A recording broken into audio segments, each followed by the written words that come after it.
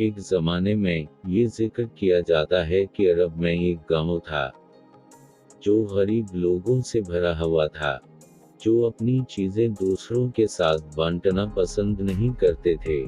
वो अपने दरवाजे और खिड़कियों को मजबूती से बंद कर देते थे ताकि उनको जो थोड़ा सा खाना खाना पड़े वो उनके लिए महफूज रहे।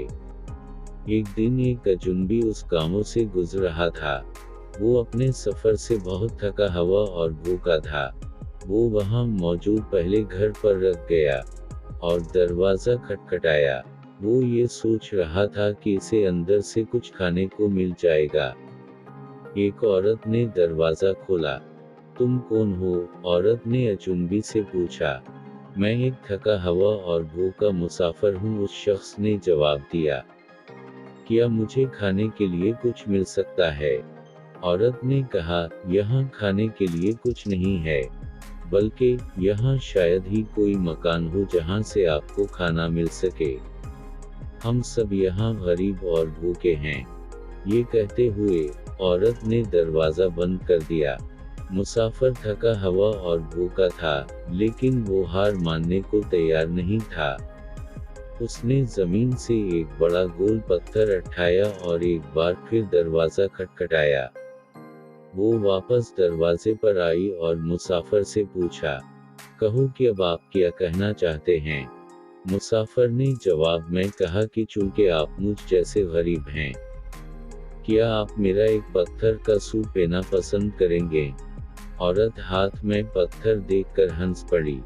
पत्थर के जरिए कौन सा सूप बनाया जाता है? औरत ने उस लहजे के नाम पर कहा। मुसाफिर ने जवाब दिया कि मैंने पहले भी बना चुका हूँ, और आप यकीन नहीं करेंगे कि ये कितना मज़ेदार बनेगा। औरत ने पहले कभी किसी को पत्थर से सूप बनाते हुए नहीं देखा था।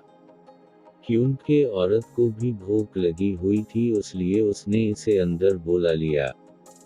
फिर औरत ने आग जलाई और उस पर पानी से भरा हुआ बर्तन रख दिया। मुसाफिर ने खिड़कियां खोली ताकि कुछ हरारत सामने आ सके। पानी के अंदर पत्थर डाल दिया और वो उसमें उबलने लगा।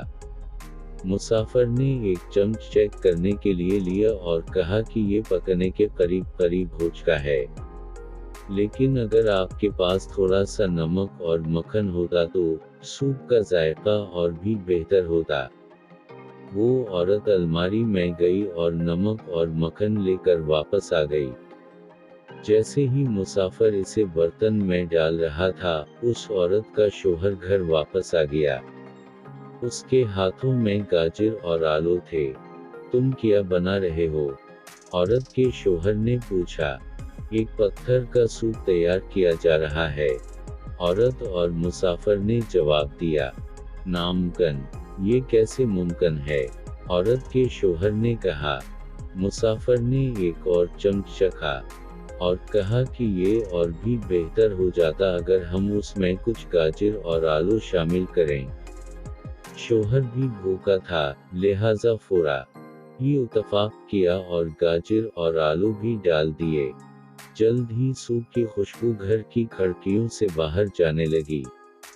एक पड़ोसी जो अपने फार्म से वापस आ रहा था, शलजम और फलियां कटाई के बाद वापस आ रहा था, और खिड़की में खड़ा हुआ और अंदर झांकने लगा।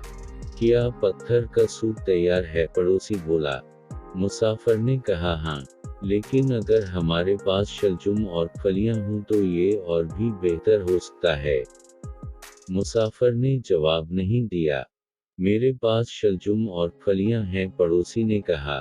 पड़ोसी भी उस सूप का मज़ा चखना चाहता था, लिहाजा शलजम और फलियां भी डाल दी गई।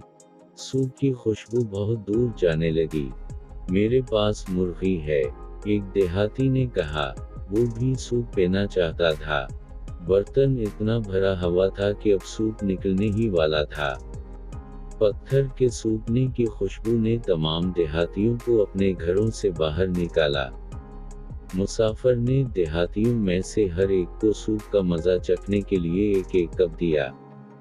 देहातियों समझ गए थे कि ये मज़ेदार सूप पत्थर के जरिए से नहीं, बल्कि एक साथ बांध कर बनाया गया है, इसलिए मजेदार लग रहा है।